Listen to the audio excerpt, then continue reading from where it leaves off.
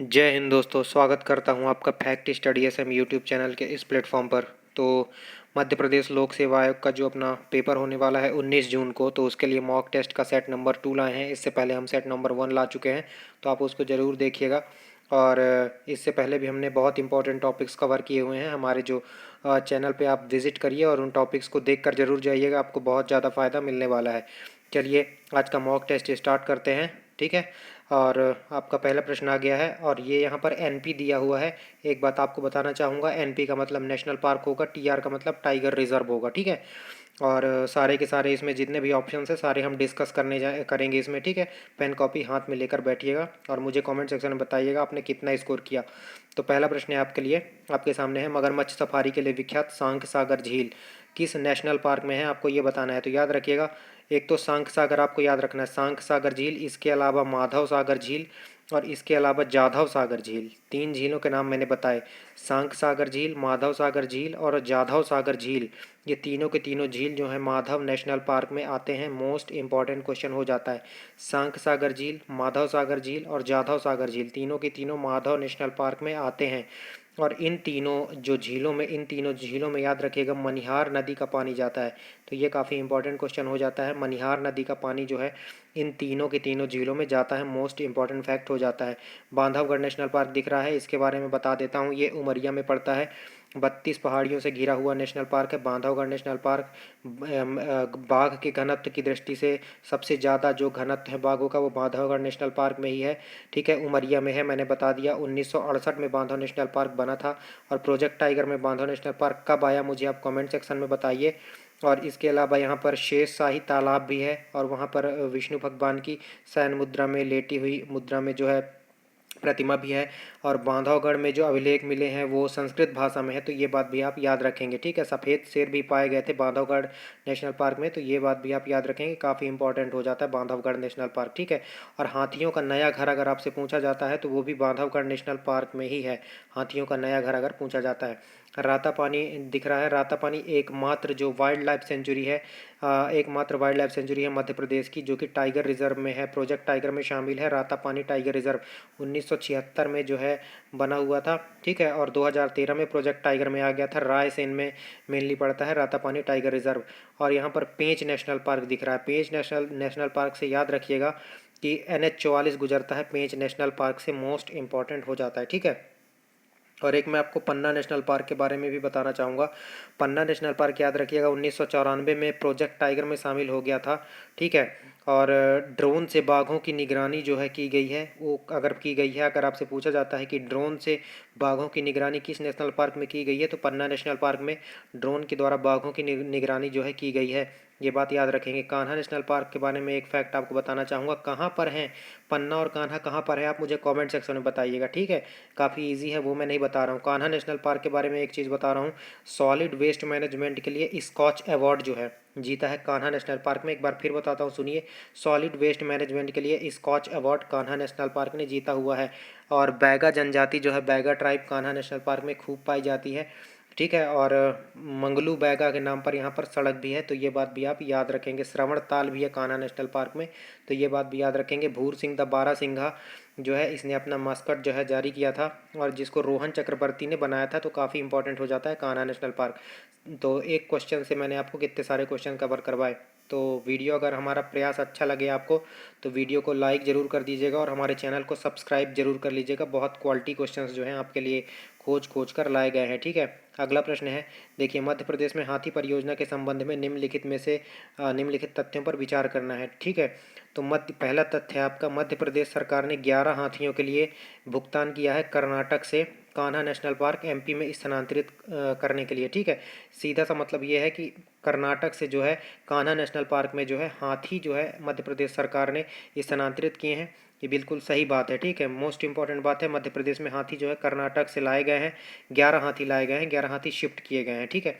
अगला आपका कहता है, प्रोजेक्ट एलिफेंट जो है फरवरी 1992 में केंद्र सरकार द्वारा प्रायोजित एक योजना है। ये तथ्य भी बिल्कुल सही है, तो एक भी सही हो गया अपना, दो भी सही हो गया, ठीक है। तीसरा तथ्य है हमारा, मध्य प्रदेश में प्रवेश करने वाले ज़्यादातर हाथी छत्तीसगढ़ से होते हैं। ये बात भी बिल्कुल एकदम सही है, ठीक है। और अगला आपका तथ्य है, मध्य प्रदेश सरकार ने माधव राष्ट्रीय उद्यान के एक हिस्से को हाथी का निवास घोषित किया है। ये बिल्कुल गलत बात है, ठीक है। हाथी का जो है निवास जो है ये बिल्कुल भी यहाँ पर नहीं किया गया है। सतपुड़ा नेशनल पार्क में जो है किया गया है, ठीक है। तो मोस्ट इंपॉर्टेंट हो जाता है, ये माधव नेशनल पार्क नहीं होगा। आपका चौथा गलत हो गया, तो 1, 2 और 3 आपके बिल्कुल उत्तर सही हो जाएंगे। तो आपका का उत्तर सही हो जाएगा हाथी परियोजना के लिए। चलिए अगला प्रश्न देखते हैं। एक बार ये प्रश्न फिर से देख लीजिए। हाथी परियोजना के बारे में मध्य प्रदेश की दृष्टि से कर्नाटक से कान्हा में जो है 11 हाथी शिफ्ट किए गए। दूसरा है प्रोजेक्ट एलिफेंट फरवरी 1992 में शुरू हुआ था, और मध्य प्रदेश में प्रवेश करने वाले ज़्यादातर हाथी छत्तीसगढ़ से होते हैं। तो 1, 2, 3 बिल्कुल सही हो जाएगा, ठीक है। अगला प्रश्न देखते हैं। अगला प्रश्न है सॉरी 1994 में तिहाड़ जेल में सुधार के लिए एशिया का नोबेल कहे जाने वाले रैमन मैगसेसे पुरस्कार से किसे सम्मानित किया गया। मोस्ट इंपॉर्टेंट क्वेश्चन है, याद रखिएगा। किरण बेदी को किया गया था। किरण बेदी को रैमन मैगसेसे पुरस्कार से सम्मानित किया गया था 1994 में। और किस लिए किया गया था? तिहाड़ जेल में सुधार के लिए। और ये पहली महिला आईपीएस भी थी, तो ये बात भी काफ़ी इंपॉर्टेंट हो जाती है। और इनकी बुक एक बहुत इंपॉर्टेंट है जो आपको पीएससी में देखने के लिए मिल सकती है, क्योंकि बहुत चर्चा में रहने वाली बुक है। फियरलेस गवर्नेंस नाम की बुक इनकी बहुत चर्चा में रही थी, तो ये बात भी आप याद रखेंगे। और एक लाल सलाम बुक भी मुझे याद आ रही है, जो कि स्मृति ईरानी की बुक है। लाल सलाम ये भी बहुत ज़्यादा चर्चा में थी, तो ये बात भी जो है ये बुक भी बिल्कुल आने की पूरी संभावना है ना। लाल सलाम और फियरलेस गवर्नेंस किरण बेदी का है। इस प्रश्न का उत्तर हो जाएगा किरण बेदी, ठीक है। याद रखिएगा, काफ़ी इंपॉर्टेंट है। और अगला प्रश्न है सब्जी उत्पादन के क्रम में ज़्यादा से कम की ओर जाना है अपने को। ज़्यादा से कम की ओर मतलब सबसे ज़्यादा सब्जी उत्पादन कहाँ होती है? तो तीसरा आपका उत्तर हो जाएगा। पहले पश्चिम बंगाल था, लेकिन अभी डेटा चेंज हो गया है, तो पश्चिम बंगाल दूसरे पर पहुंच गया है, उत्तर प्रदेश पहले पर आ गया। तो सबसे ज़्यादा सब्जी उत्पादन उत्तर प्रदेश, पश्चिम बंगाल और तीसरे पर अपना मध्य प्रदेश है। इसलिए क्वेश्चन काफ़ी इंपॉर्टेंट है, याद रखिएगा। और अभी की न्यूज़ में मैं आपको बता रहा हूँ, लेटेस्ट खबर है, जो चीनी के उत्पादन में उत्तर प्रदेश को पीछे छोड़ दिया है महाराष्ट्र ने चीनी उत्पादन में जो है टॉप कर लिया है, उत्तर प्रदेश को पीछे छोड़कर। इस प्रश्न का उत्तर हो जाएगा नंबर 3, ठीक है। अगला प्रश्न देखते हैं। मध्य प्रदेश के तीसरे मुख्यमंत्री सॉरी तथा सी राजगोपालाचारी के बाद भारत सरकार के तीसरे गृह मंत्री कौन थे? आपको ये बताना है। याद रखिएगा, कैलाश नाथ काटजू जो हैं वो मध्य प्रदेश के तीसरे गृह मंत्री थे, और भारत के भी तीसरे गृह मंत्री थे Kailash Nath Katju. Most important question है आपके लिए, मोस्ट इंपॉर्टेंट क्वेश्चन। ज्ञानी जैल सिंह दिख रहे हैं, ये पॉकेट वीटो का यूज़ करने वाले एकमात्र राष्ट्रपति हैं। याद रखिएगा, मोस्ट इंपॉर्टेंट हो जाता है ज्ञानी जैल सिंह, ठीक है। वीरेंद्र कुमार सकलेचा के बारे में आप मुझे कमेंट सेक्शन में बताइए। इंदिरा गांधी के बारे में मुझे आप कमेंट सेक्शन में बताइए, ठीक है। अगला प्रश्न देखते हैं। कंज्यूमर प्रोटेक्शन एक्ट किस वर्ष पारित हुआ था? इसको शॉर्ट में बोलते हैं कोपरा। कोपरा कैसे बोलते हैं? Consumers protection act. इसको बोलते हैं उपभोक्ता संरक्षण अधिनियम। ये किस वर्ष पारित हुआ था? याद रखिएगा, 1986 में। 1986 में उपभोक्ता संरक्षण अधिनियम जो है पारित हुआ था। मोस्ट इंपॉर्टेंट है। 1987 दिख रहा है। मॉन्ट्रियल प्रोटोकॉल आपको याद होगा। मॉन्ट्रियल प्रोटोकॉल जो है ओजोन परत संरक्षण संबंधित है, मॉन्ट्रियल नाम की जगह पर, जो कि कनाडा पर हुआ था, याद रखिएगा। और एक याद रखिएगा आप, क्योटो प्रोटोकॉल 1997 में हुआ था, जापान की एक जगह में।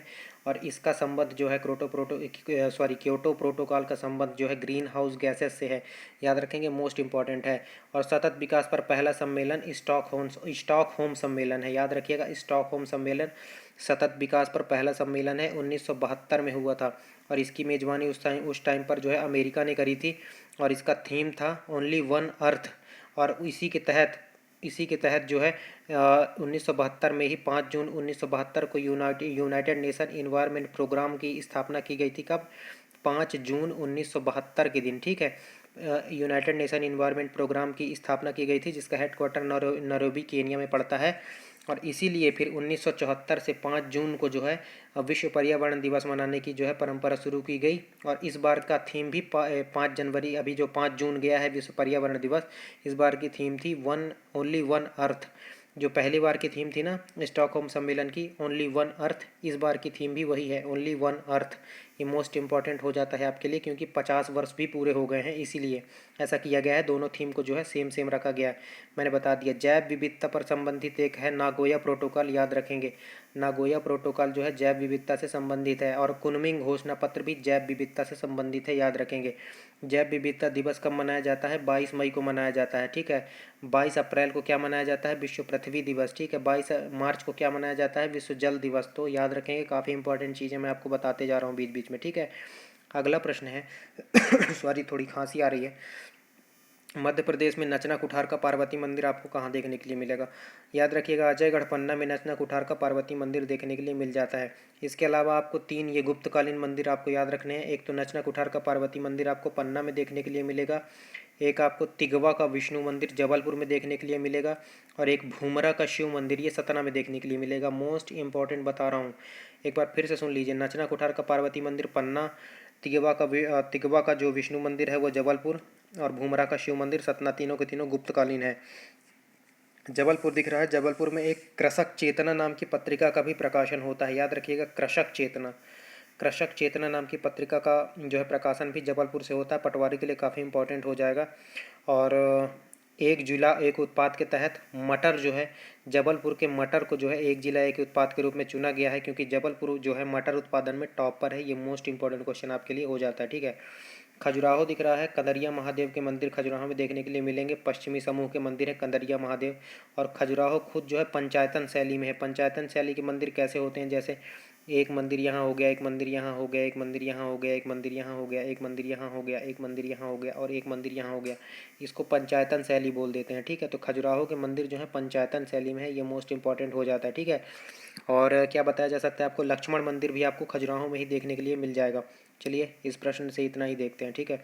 अगला प्रश्न है, ये प्रश्न बहुत इंपॉर्टेंट है, क्योंकि ये प्रश्न इसमें देखिए 7 ऑप्शंस दिए हुए हैं, ठीक है। और एक जो है 5 आइज जो एक खुफिया विभाग है, याद रखिएगा। इसमें 6 सदस्य हैं, 6 सदस्य हैं और 7 ऑप्शन हैं आपके सामने, और आपको बताना है 5 आइज इंटेलिजेंस नेटवर्क में कौन सा देश सम्मिलित नहीं है। आप धोखा खा सकते हैं इसमें। इसमें आप जो सोच रहे हैं वही देश इसमें सम्मिलित नहीं है, याद रखिएगा। रसिया इसमें सम्मिलित नहीं है।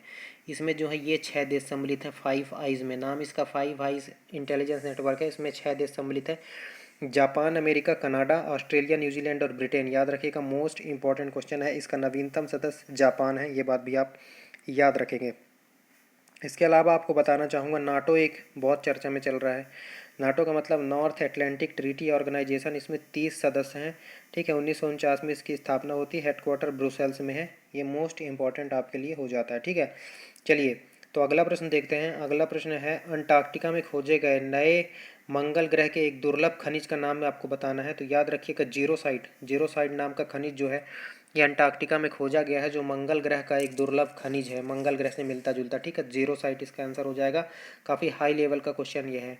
अगला प्रश्न है, भारत का नवीनतम मंत्रालय कौन सा है? भारत का नवीनतम मंत्रालय अभी तक जल शक्ति मंत्रालय हुआ करता था, क्योंकि जो इसकी स्थापना थी वो 1 जून 2019 को हुई थी। लेकिन वर्तमान में जो है नवीनतम मंत्रालय है सहकारिता मंत्रालय, और इसके मंत्री हैं अमित शाह, जो कि गृह मंत्री भी हैं। मोस्ट इंपॉर्टेंट क्वेश्चन हो जाता है। एमएसएमई मंत्रालय दिख रहा है। नारायण राणे जो है एमएसएमई मंत्री हैं हमारे अभी। और चलिए, अगला प्रश्न देखते हैं। इसमें इतना ही इस प्रश्न का उत्तर हो जाएगा, सहकारिता मंत्रालय, ठीक है।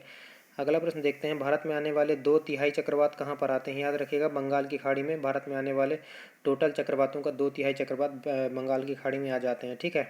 अगला प्रश्न है, नीति आयोग के उपाध्यक्ष आपको बताने हैं, अभी अभी चेंज हो गए हैं। सुमन बेरी जो है नीति आयोग के उपाध्यक्ष हैं। मोस्ट इंपॉर्टेंट है, ठीक है। मोस्ट इंपॉर्टेंट क्वेश्चन आपको बता दिया गया है, ठीक है। Narendra Modi prime minister of India अध्यक्ष होते हैं। राजीव कुमार अभी हमारे मुख्य निर्वाचन आयुक्त हैं। ये मोस्ट इंपॉर्टेंट है। कुछ आपको नियुक्तियां बता देता हूँ। दिल्ली के गवर्नर दिल्ली के जो लेफ्टिनेंट गवर्नर बने हैं वो विनय कुमार सक्सेना बने हैं, वीके सक्सेना, जो केवीआईसी खादी और ग्रामोद्योग विभाग के भी अध्यक्ष हैं। विनय कुमार सक्सेना वो दिल्ली के उपराज्यपाल बन गए हैं, ठीक है, याद रखिएगा। और खादी और ग्रामोद्योग विभाग एमएसएमई मंत्रालय के अंतर्गत आता है, और इसका हेडक्वार्टर मुंबई में है। और 1956 के अधिनियम से इसकी स्थापना होती है, खादी और ग्रामोद्योग विभाग की। और 1956 के अधिनियम से ही एलआईसी की भी स्थापना होती है। सारे के सारे चीज़ें आप नोट करते चलिएगा, ठीक है। और क्या बताया जा सकता है, एक आपको अजय कुमार सूद का नाम याद रखना है। अजय कुमार सूद, अजय कुमार सूद हमारे मुख्य वैज्ञानिक सलाहकार बने हैं। जेएनयू की पहली महिला कुलपति बनी है शांति श्री धूलीपड़ी पंडित, ठीक है। सेल की, स्टील अथॉरिटी ऑफ इंडिया की पहली महिला प्रमुख बनी सोमा मंडल, ठीक है। और WTO, वर्ल्ड ट्रेड ऑर्गेनाइजेशन, आपको ये प्रश्न देखने के लिए मिल सकता है MPPSC में। वर्ल्ड ट्रेड ऑर्गेनाइजेशन की पहली महिला अध्यक्ष बनी है जो है नागोजी ओंकाजा इबेला, ठीक है। याद रखिएगा, एक बार फिर से प्रश्न बोलता हूँ। वर्ल्ड ट्रेड ऑर्गेनाइजेशन, विश्व व्यापार संगठन की जो है पहली महिला अध्यक्ष बनी है नागोजी ओंकाजा इबेला, याद रखेंगे। और इसका 164वां देश नवीनतम अफगानिस्तान है, ठीक है। ONGC की पहली महिला अध्यक्ष हैं अलका मित्तल, और अलका से याद आएगा NHAI की पहली महिला अध्यक्ष हैं अलका उपाध्याय, ठीक है। जूलॉजिकल सर्वे ऑफ इंडिया की पहली महिला अध्यक्ष हैं धृति बनर्जी। और पाकिस्तान की पहली महिला जज बनी है आयशा मलिक। और और आपको बताया जा सकता है, और USA की पहली अश्वेत महिला जज बनी है केंताजी ब्राउन जैक्सन। तो आपको बहुत सारे क्वेश्चंस जो है इस एक प्रश्न में मैंने देने का प्रयास किया है आपको। लिटरली गाइस, अगर आपको मेरा ये प्रयास अच्छा लग रहा है तो आप वीडियो को लाइक और चैनल को सब्सक्राइब जरूर कर लीजिए, अगर आपको कुछ सीखने के लिए मिल रहा है तो, ठीक है। अगला सेट मैं जल्दी ही लाऊंगा आपके लिए। अगला प्रश्न है, भारत का पहला अंतरिक्ष संग्रहालय कहाँ पर बनाया गया? याद रखिएगा, बेंगलुरु में नहीं बनाया गया। इसरो का हेडक्वार्टर जरूर बेंगलुरु में है, लेकिन हैदराबाद में पहला अंतरिक्ष संग्रहालय इसरो ने बनाया, याद रखिएगा, मोस्ट इंपॉर्टेंट हो जाता है, ठीक है। अगला प्रश्न है, फ्रीडम इन एग्जाइल, ये किसकी आत्मकथा है? तो याद रखिएगा, मोस्ट इंपॉर्टेंट है PSC के लिए। फ्रीडम इन एग्जाइल जो है दलाई लामा की जो है आत्मकथा है। इसके अलावा यहाँ पर दिख रहा है नेल्सन मंडेला दिख रहे हैं, इनका जो आत्मकथा है वो इनकी बुक है लॉन्ग वॉक टू फ्रीडम। सुधा मूर्ति दिख रही हैं, इनकी बुक का नाम क्या है? सुधा मूर्ति की बुक का नाम है वाइज एंड अदरवाइज। और यहाँ पर मिशेल ओबामा दिख रही हैं, इनकी फेमस बुक है बी कमिंग, याद रखिएगा। इस प्रश्न का उत्तर हो जाएगा दलाई लामा। अगला प्रश्न है, साइक्लोन मैन ऑफ इंडिया किन्हें कहा जाता है? आज ये नया क्वेश्चन आपके लिए हो सकता है, मृत्युंजय महापात्रा को। ऐसे प्रश्न भी PSC पूछता रहता है। तो साइक्लोन एक बार पूछा था, जल पुरुष के नाम से कौन जाने जाते हैं? आप मुझे कमेंट सेक्शन में बताइए। PSC का प्रश्न है, जल पुरुष के नाम से कौन जाने जाते हैं? आप ये प्रश्न का उत्तर हो जाएगा साइक्लोन मैन ऑफ इंडिया कहे जाते हैं मृत्युंजय महापात्रा। उडुपी रामचंद्र राव दिख रहे हैं, भारत के उपग्रह मानव कहे जाते हैं। टेसी थॉमस दिख रही हैं, ये मिसाइल वुमेन ऑफ इंडिया कही जाती हैं। और ये जो APJ अब्दुल कलाम साहब दिख रहे हैं, इनका उपनाम आप मुझे कमेंट सेक्शन में बताइए, ठीक है। अगला प्रश्न है, निम्नलिखित में से कौन घोड़े की नाल की आकृति का है? याद रखेंगे, अलाई दरवाज़ा जो है घोड़े की नाल की आकृति का है, मोस्ट इंपॉर्टेंट है, और अलाउद्दीन खिलजी के द्वारा बनवाया गया। इसके अलावा काला ताजमहल दिख रहा है, ये बुरहानपुर में है। बुरहानपुर को जो है दक्षिण का प्रवेश द्वार बोला जाता है, ये मोस्ट इंपॉर्टेंट हो जाता है। अगला प्रश्न है, लिटन के द्वारा जो 1978 में वर्नाक्यूलर प्रेस एक्ट लगाया गया था, वो तो उस प्रेस एक्ट के द्वारा जो सबसे पहला जो अखबार प्रतिबंधित किया गया था, सबसे पहला अखबार, उसका नाम क्या है? उसका नाम है, याद रखिएगा, सोम प्रकाश। सोम प्रकाश अखबार को जो है लिटन के द्वारा लगाए गए वर्नाक्यूलर प्रेस एक्ट में जो है बैन किया हुआ पहला अखबार था सोम प्रकाश।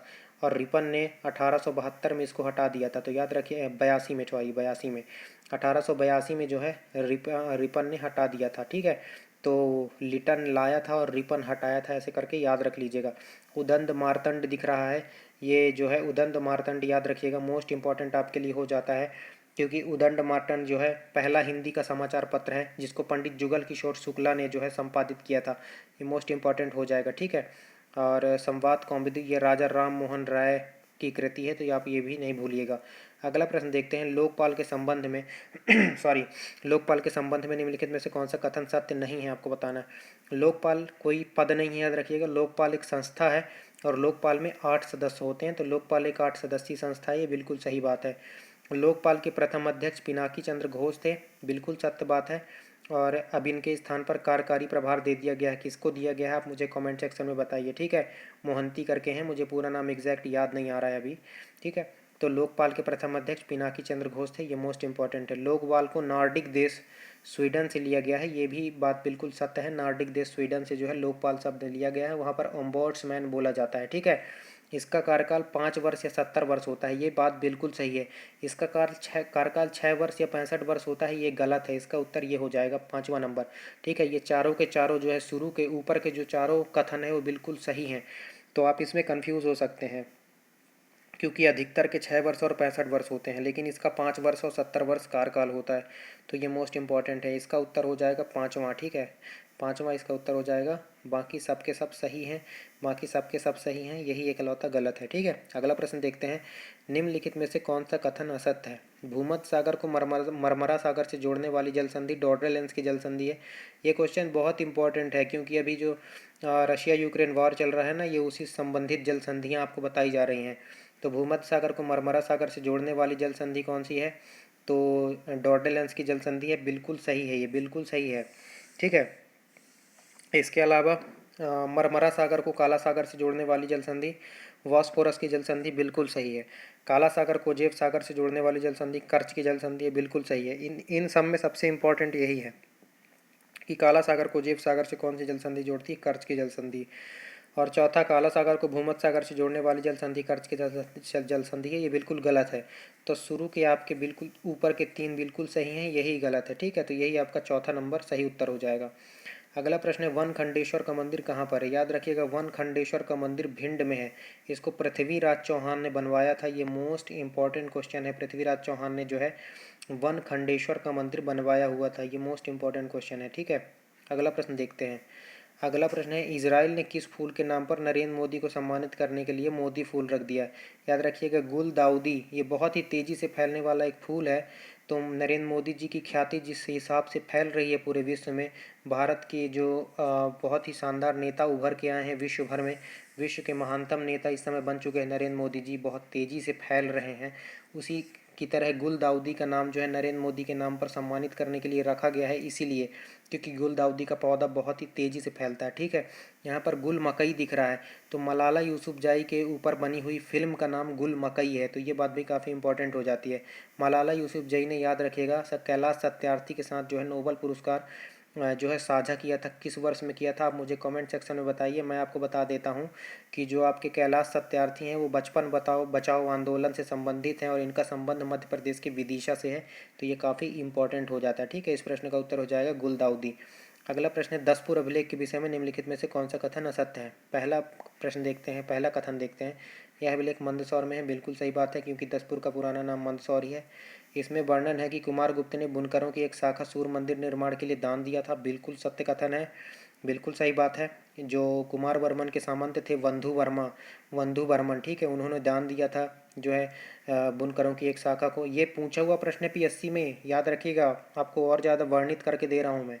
ठीक है, इसमें वर्णन मिलता है कि मालवा के शासक यशोवर्मन ने हूणों को पराजित किया था। ये बात भी बिल्कुल सही है। यशोवर्मन जो है औलिकार वंश के शासक थे। इन्होंने इन्होंने हुण वंश के शासक मिहिरकुल को हराया था, ये बिल्कुल सही बात है। चौथा, इसमें वर्णन मिलता है कि कुमार गुप्त ने मालवा में विजय प्राप्त की थी, नहीं, ये बिल्कुल गलत है। तो ऊपर के तीनों सही हो जाएंगे और यही गलत है, तो इसका सही उत्तर हो जाएगा ऑप्शन नंबर 4। अगला प्रश्न देखते हैं। अगला प्रश्न है, आधुनिक भोपाल का निर्माता कहे जाने वाला दोस्त मोहम्मद खान, इसकी मृत्यु का वर्ष भी याद रखिएगा 1728 है। ये मूलतः कौन माना गया है? याद रखिएगा, अफगानी माना गया है। ठीक है, अफगानी, ये मोस्ट इंपॉर्टेंट हो जाएगा।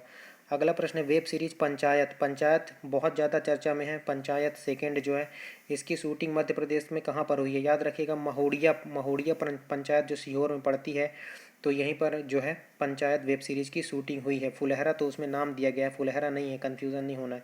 महोड़िया ग्राम पंचायत सीहोर में हुई है पंचायत वेब सीरीज़ की शूटिंग।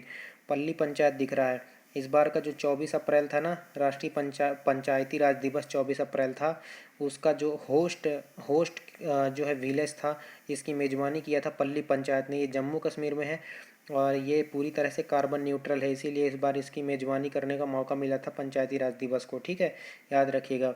और एक जेरी गांव भी है, जिसे जम्मू कश्मीर में जेरी गांव है, इसको दूध गांव घोषित किया गया है। यहाँ पर लाड़पुरा खास दिख रहा है, ये बेस्ट टूरिज्म विलेज जो है चुना गया है, मध्य प्रदेश का ही है। अगला प्रश्न है, चर्चा में रही कश्मीर फाइल्स, कश्मीरी पंडितों के ऊपर अत्याचार के ऊपर बनी हुई फिल्म है, तो इसके डायरेक्टर आपको बताने हैं, चर्चा में रही थी इसलिए क्वेश्चन पूछा जा सकता है। विवेक अग्निहोत्री इस प्रश्न का सही उत्तर हो जाएगा, विवेक अग्निहोत्री, याद रखिएगा। इस बार के ऑस्कर अवार्ड्स 94 नंबर के थे, मैं आपको बताना चाहूँगा, और बेस्ट फिल्म जो है कोड़ा को मिला है, तो ये बात भी आप याद रखेंगे। बेस्ट एक्टर विल स्मिथ को मिला है, तो ये बात भी याद रखेंगे। चलिए अगला प्रश्न देखते हैं। मंडीदीप फाइबर ऑप्टिक्स कारखाना किस देश के सहयोग से स्थापित किया गया है? तो जापान के सहयोग से स्थापित किया गया है, याद रखेंगे, मोस्ट इंपॉर्टेंट क्वेश्चन हो जाता है। ठीक है, और ओमान की सहायता से मध्य प्रदेश में बीना रिफाइनरी जो है स्थापित की गई है, तो ये बात भी आप याद रखेंगे। तो यहाँ पर 30 के करीब क्वेश्चंस हमने डिस्कस कर लिए हैं। मैं आपके लिए नोट पढ़ना चाहूँगा। अगर आपको हमारा ये प्रयास अच्छा लगा हो तो वीडियो को लाइक और चैनल को सब्सक्राइब करके अपने इस परिवार को सपोर्ट कीजिएगा। आपसे रिक्वेस्ट है कि आप इस चैनल को सब्सक्राइब करके हमें सपोर्ट करिएगा, जिससे हम आपको और बेहतर कंटेंट दे सकें। ठीक है, बहुत मेहनत लगती है वीडियो बनाने में। इससे पहले भी हमने बहुत ही उपयोगी वीडियो डाले हुए हैं, जैसे मेलों के वीडियो, बहुत अच्छे क्वालिटी के वीडियो डाले हुए हैं। आप ज़रूर देखिएगा, मैं आपको रिकमेंड करूँगा। स्टैटिक पोर्शन भी हमने शुरू किया हुआ है और आप उसको देखिएगा। जो है करंट पूरा आपका टोक्यो ओलंपिक वगैरह सब कुछ कवर हो जाएगा उस स्टैटिक वीडियो में, ओलंपिक वाले में। वो आपके आने की पूरे चांसेस हैं, तो उसको ज़रूर देखिएगा। और यह प्रश्न आपके अपने मन से नहीं बनाए हैं मैंने, प्रीवियस ईयर क्वेश्चंस हैं या आने की प्रबल संभावना है वही प्रश्न इस जो है मॉक टेस्ट में लिए गए हैं। ये ना सिर्फ एमपीपीएससी के लिए इम्पॉर्टेंट है, एमपी में जितने भी आने वाले एग्ज़ाम हैं सबके लिए इम्पॉर्टेंट है। ठीक है, अपना प्यार और सपोर्ट और भरोसा दिखाने के लिए दिल से आपका धन्यवाद करता हूँ। जय हिंद, जय भारत, जय मध्य प्रदेश। ठीक है, चलिए, तो छोटी लेकिन मोटी बात आपको बता दी गई है। चैनल को सब्सक्राइब जरूर कर लीजिएगा। मिलते हैं अगले मॉक टेस्ट में, तब तक के लिए जय हिंद, जय भारत। बहुत बहुत धन्यवाद आपका।